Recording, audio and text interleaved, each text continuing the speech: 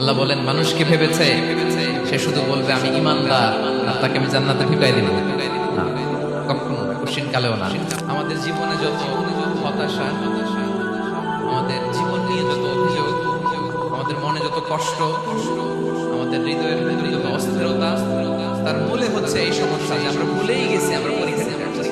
পৃথিবীর ফিচার হচ্ছে এখানে বিপদ থাকবে, বিপদ ছাড়া কেউ থাকবে, স্ট্রাগল থাকবে, কষ্ট থাকবে, ঝুঁকি থাকবে, রিস্ক থাকবে এবং নানা ধরনের বিপদ আপদ দিয়ে আল্লাহ তাআলা আমাদেরকে পরীক্ষা করবে।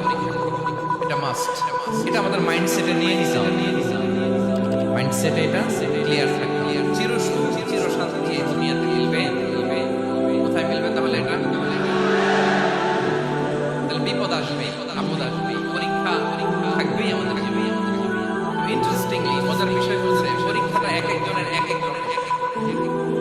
পুরো পৃথিবীটা একটা পরীক্ষা, কিন্তু কারো প্রশ্নপত্রের সাথে কারো প্রশ্নে কারো মিল না।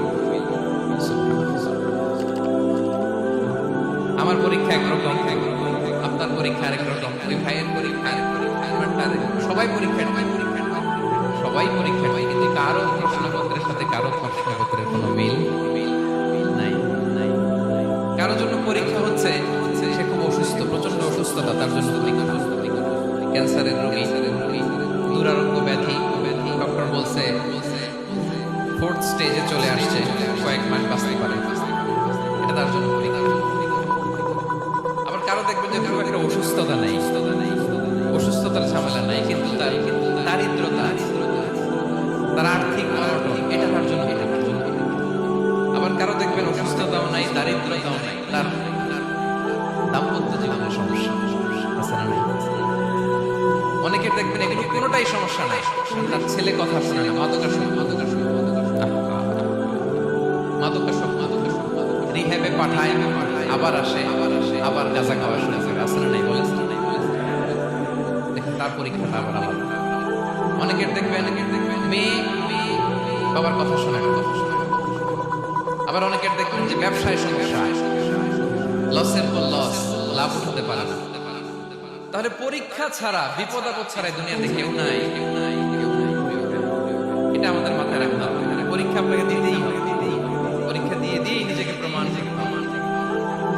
আর এক একজনের পরীক্ষাটা এক এক রকম, কারো পরীক্ষার সাথে কারো পরীক্ষার কোনো মিল থাকবে না। মাঝে মাঝে আমরা এটা ভুলে যাই। আল্লাহ তাআলা কালামে পাকে রিমাইন্ডার দিয়ে আমাদেরকে স্মরণ করিয়ে দিতে চান যে পৃথিবীতে আসলে তোমরা এসেছো পরীক্ষা দিতে।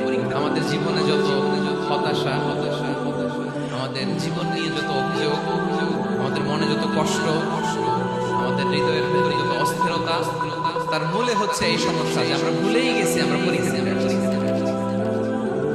এটা যদি ভুলে না যান, এটা যদি আপনার মাইন্ডসেটে থাকে যে পুরো জীবনটা একটা পরীক্ষা, তাহলে দেখবেন কোনো কিছু আপনাকে কাবু করতে পারবে না। আপনি হতাশ হবেন, জীবন নিয়ে আরো বেশি আপনি ভেঙে পড়বেন না, সব অভিযোগ হতাশা দূর হয়ে যাবে। তারপরে বুঝতে পারলাম পরীক্ষা আপনাকে দিতেই, পরীক্ষা দেওয়া ছাড়া এই পৃথিবী থেকে চলে যাওয়ার কোনো চান্স বা সুযোগ আমাদের কারো নেই। সূরাতুল আনকাবুতে আল্লাহ তাআলা এই কথাটা আরো চমৎকার ভাবে বলেছেন। আল্লাহ তাআলা এরশাদ করেছেন, আহাসিবান নাসু আইয়ুসরাকু আইয়াকুলু আমান্না ওয়া হুম লা ইফতানুন ওয়ালাকাদ ফাতান্নাল্লাযীনা মিন ক্বাবলিহিম ফালাইয়া'লামান্না আল্লাহু আল্লাযীনা সাদাকু ওয়া লাইয়া'লামান্নাল কাযিবিন। আল্লাহ বলেন মানুষকে ভেবেছে সে শুধু বলবে আমি ঈমানদার আর তাকে আমি জান্নাতে ঢুকাই দিব না, কখনো কোশ্চিন কালেও না।